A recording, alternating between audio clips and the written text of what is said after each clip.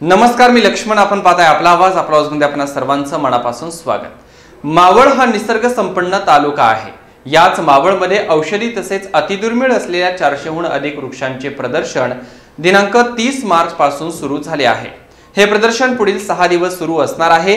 हे प्रदर्शन सर्वांसाठी पूर्णपणे मोफत असणार आहे. या प्रदर्शनामध्ये औषधी तसेच अतिदुर्मिळ वृक्षांची माहिती घेता येणार आहे.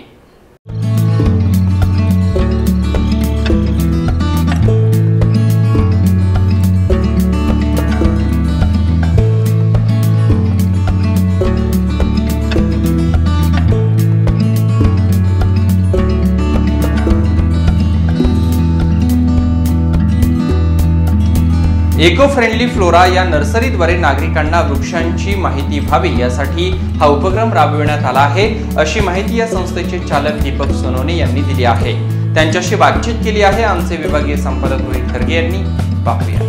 उन्हाळा सुरू झाला आणि या उन्हाळ्यामध्ये टेम्परेचर 40च्या आसपास आहे आणि आज आपण आहोत मावळ तालुक्यातील परंदवाडी या ठिकाणी इको फ्रेंडली या संस्थेच्या वतीने या ठिकाणी वनस्पती आणि दुर्मिळ झाडांचा हा ठेवा आहे आणि इथे 400च्या वर अशी ही दुर्मिळ वनस्पती लावलेल्या आहेत. आणि सोनवणे या ठिकाणी यांनी 9 वर्षापासून अशा या नर्सरीचा ठेवा लोकांसाठी ठेवलेला आहे. राज्यात बरेच ठिकाणावरून लोक इथे येऊन ह्या नर्सरीमधून झाडे घेऊन जातात. काय सांगाल तुम्ही केव्हापासून सुरू केलं आणि तुम्हाला का करावं वाटलं? नाही, माझी ही आवड होती. 2007ला मी यात उतरलो आणि बऱ्याच लोकांना यातली झाडं माहिती नव्हती. मग मी कलेक्शन करून मग हे त्यांना हे करून आणि मग नंतर हे आयुर्वेद कॉलेज, युनानी कॉलेज किंवा होमिओपॅथी कॉलेज, फार्मावाले हे दरवेळेस यायची. त्यांना ते झाडं त्यांच्या या कॉलेजमध्ये शिकवली जायची, पण झाडं माहीत नसत. मग त्यावेळेसपासून आम्ही 2013पासून आम्ही याच ठिकाणी प्रदर्शन भरवायला सुरुवात केली आणि हे फ्री ऑफ चार्ज असतं. म्हणजे सगळे आयुर्वेद कॉलेज, होमिओपॅथीवाले, फार्मावाले ते येतात. त्यांना झाडांची आम्ही माहिती देतो आणि त्यांना हवी असतील तर त्यांचे आम्ही फोटो काढून देतो. त्यांना फोटो काढून ते घेऊन जातात. त्यांना सिलेबसमध्ये जे शिकवलेलं आहे त्या झाडांची ते विचारणा करतात. त्याप्रमाणे आम्ही दरवर्षी यांना ती झाडं दाखवत राहतो. साधारण एक 5 ते 7 दिवस हे असतं. हे प्रदर्शन आम्ही इथं ठेवतो, फ्री ऑफ चार्ज आहे. हां, येथे किती लोक येऊन तुम्हाला भेटी देतात? साधारण आमचा आता हे गेल्या 2 वर्षात करोनामुळे आम्हाला हे ठेवता आलं नाही, पण साधारण 5,000-5,000पेक्षा जास्त लोक येतात. काही तामिळनाडूतून, केरळमधून जे हे शौकीन आहे झाडांचे, ही सगळी बाहेरून येत राहतात. परराज्यातील लोक पण इथे येतात? हो हो हो हो.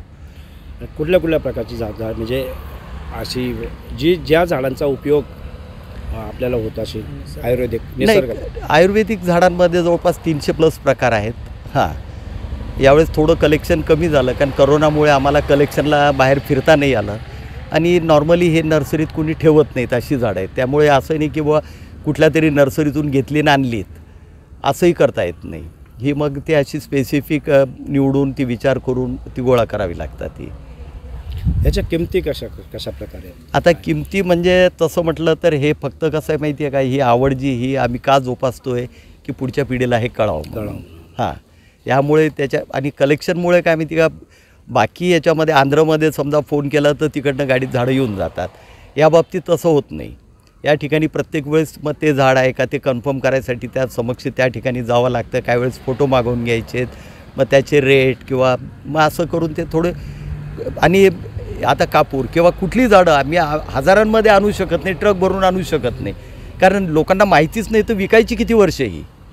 आता ते झाडं जे रक्तचंदन असो किंवा आसाममधले एक झाड आहे ज्याची किंमत खूप म्हणजे अगर अगर कृष्णागुरू ते नक्षत्रातही आहे.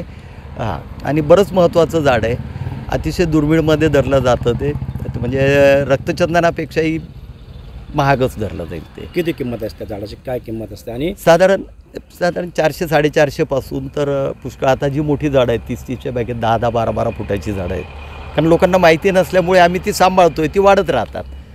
त्यांची वाढ आपण थांबवू शकत नाही. त्याला रोज पाणी देणं चालू आहे, त्याला खतं द्यावी लागतात, त्यामुळे झाडांची वाढ होत राहते. आसाममधून जे झाड दुर्मिळ झाड त्याची किंमत किती आहे म्हणजे काय? आता लहान झाड असलं तर 450, मोठं झाड असलं तर 21,000पर्यंत आहे. 21,000, कारण ते 10 वर्ष 12 वर्ष सांभाळलेलं आहे. त्याच्या 5 वेळा पिशव्या बदलल्या गेल्या, त्यात काही झाडं मेलीतही आहे. त्याचा उपयोग कशासाठी होतो?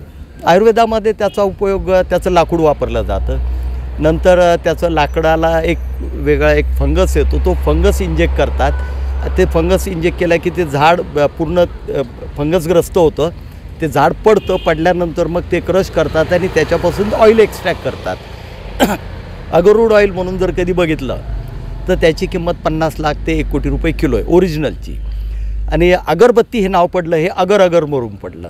त्याचं आपलं ह्याच्यामध्ये आयुर्वेदात नाव आहे अगरू.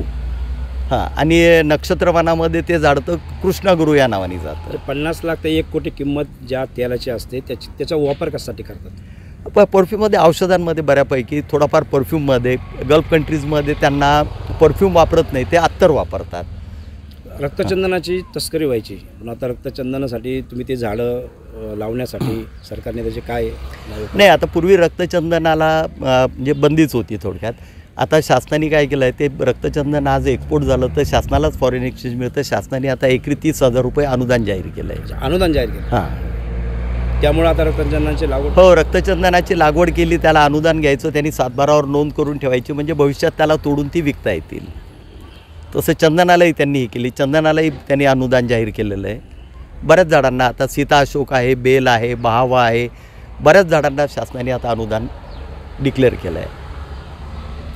आपण पाहिलं त्याने सांगितलं की अगदी ज्या झाडापासून तेल काढतात त्याची किंमत 50 लाख ते 1 कोटीपर्यंत आहे. अशी झाडेही या ठिकाणी ह्या नर्सरीमध्ये आपल्याला पाहायला मिळतात. सध्या गावाचे शहरीकरण झाले आहे आणि सर्वत्र सिमेंटची जंगले उभी झाली आहेत. परिणामी मोठ्या प्रमाणात वृक्षतोड झाली आहे. परंतु वृक्षतोड झाल्याने मोठ्या प्रमाणात पर्यावरणाचा ऱ्हास झाला आहे. आज प्रत्येक जण झाडे लावा, झाडे जगवा म्हणण्यापेक्षा प्रत्यक्षात अंमलात आणून प्रत्येकाने आपली जबाबदारी समजून वृक्ष लागवडीकडे लक्ष देणं गरजेचं आहे. माझं नाव रामकृष्ण महादेव एकाळे. आम्ही या ठिकाणी भिगवणवरून आलेलो आहे. आमच्या शेतामध्ये आम्ही 550पेक्षा जास्त जातींची झाडांची लागवड केलेली आहे. त्यामध्ये काही फुलझाडे आहेत, काही फळझाडे आहेत, काही औषधी वनस्पती आहेत, तर काही देशी झाडं आहेत. आम्ही आमच्या शेतामधला हा वृक्षांचा संग्रह वाढवण्याच्या दृष्टिकोनातून या ठिकाणी भेट दिलेली आहे. या ठिकाणी आम्हाला आमच्याकडे नसलेली परंतु आम्हाला या ठिकाणी आज मिळालेली 40पेक्षा जास्त व्हरायटीची झाडं आहेत. यामध्ये कृष्णवड, कोको, मसाल्याची काही झाडे आणि काही दुर्मिळ देशी झाडे आहेत, औषध झाडे आहेत, या ठिकाणी आम्हाला मिळालेले आहेत. मध्य प्रदेश से आया हूँ. हमारी नर्सरी है तिरुपति ग्रीन हाउस नर्सरी, सिल्लाय बड़वा से. वहाँ से ये पौधे प्रदर्शनी का पता चला कि यहाँ प्रदर्शनी लग रही है, उसके लिए देखने के लिए आए हैं. तो यहाँ पे मेडिसिनल प्लांट है काफ़ी सारे जो देखने के लिए मिले हैं पहली बार. और फलदार तो है हमारे पास वैसे, पर मेडिसिनल खास मैं देखने के लिए आया था.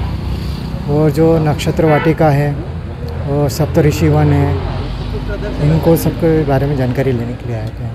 सारे काफ़ी पेड़ हैं यहाँ पे जो हमारे यहाँ पे नहीं है, तो सभी देखने को. कौन सा कलेक्शन है जी? मेडिसिनल प्लांट में काफ़ी कलेक्शन, और जैसे मदन फल है और बहुत सारी चीज़ें हैं जिसमें देखने को मिली है. मावळमधील तसेच पिंपरी चिंचवडमधील अनेक मेडिकल कॉलेजमधील विद्यार्थी या वृक्ष प्रदर्शनाला भेट देऊन या अतिदुर्गम औषधी तसेच दुर्मिळ वृक्षांबाबत जाणून घेण्यासाठी येणार असल्याचे कॉलेजकडून आयोजकांना सांगण्यात आले आहे. मेडिकलच्या विद्यार्थ्यांना या औषधी वृक्षांची माहिती घेणे तसेच प्रत्यक्षात पाहून त्याचा त्यांना अभ्यासासाठी नक्कीच फायदा होणार आहे. रोहित खरगे, आपला आवाज, पिंपरी चिंचवड.